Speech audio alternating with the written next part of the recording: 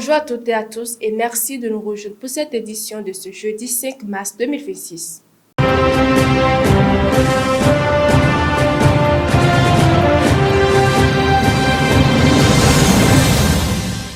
On commence ce journal au Bénin où l'actualité politique est marquée par la décision annoncée de l'ancien président Thomas Boni Yaye à la tête du parti d'opposition Les Démocrates. Dans une lettre datée de 3 mars 2026, l'ancien chef de l'État a informé le secrétariat administratif du parti de sa décision de quitter la présidence de la formation politique, évoquant des raisons de santé.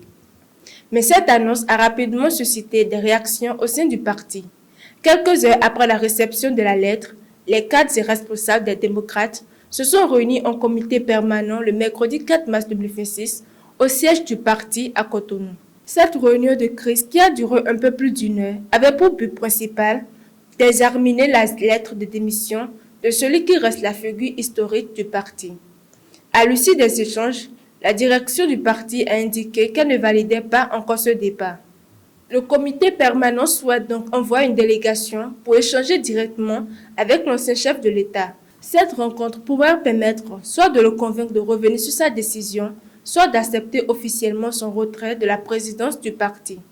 L'objectif est d'organiser cette rencontre avant le vendredi 6 mars 2026, date prévue pour une réunion de coordination nationale du parti. Direction maintenant l'Europe. En France, l'organisation humanitaire Médecins sans frontières, connue sous le sigle MSF, a annoncé avoir déposé une plainte pour diffamation contre un groupe britannique d'extrême droite. Cette décision intervient après l'agression verbale d'une de ses équipes dans le nord du pays. Les faits remontent au 5 décembre 2025, près du Grand Fort Philippe, dans le département du Nord. Ce jour-là, une équipe médicale de l'ONG revenait d'une mission d'assistance auprès des migrants ayant tenté de traverser la Manche pour rejoindre le Royaume-Uni. Selon l'organisation, 3 activistes d'extrême droite se revendiquant du mouvement britannique Rise the Colours ont alors violemment interpellé les membres de l'équipe. D'après le témoignage de l'ONG, les militants se sont approchés de manière menaçante tout en proférant insultes et accusations mensongères contre l'organisation. Ils ont notamment accusé Médecins sans frontières d'encourager l'immigration clandestine et de soutenir directement les réseaux de passeurs. Face à cette situation, l'organisation a décidé de porter plainte le mercredi 4 mars 2026 auprès du tribunal judiciaire de Paris.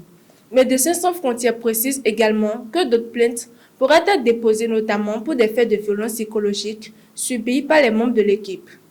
On termine ce journal aux États-Unis. Le Sénat américain a rejeté une résolution visant à limiter les pouvoirs militaires du président Donald Trump dans le conflit opposant les États-Unis à l'Iran. Le vote s'est tenu le mercredi 4 mars 2026. La résolution avait été proposée par le sénateur démocrate Tim Kaine, qui souhaite obliger le président américain à retirer les forces armées engagées dans des opérations militaires contre l'Iran sans autorisation du Congrès. Le texte a finalement été rejeté par 53 voix contre 47 en raison du soutien de la majorité républicaine à la Maison-Blanche. Un seul sénateur républicain, Ron Paul, s'est rangé du côté des démocrates pour soutenir la résolution. Pour les élus démocrates, cette initiative visant à rappeler que le Congrès est la seule institution habilitée à déclarer la guerre conformément à la Constitution américaine. Il accuse également le président d'avoir lancé un conflit sans justification claire. Lors d'un débriefing confidentiel avec le sénateur, le gouvernement américain n'aurait présenté aucune preuve d'une menace imminente de l'Iran, selon Tim Kaine.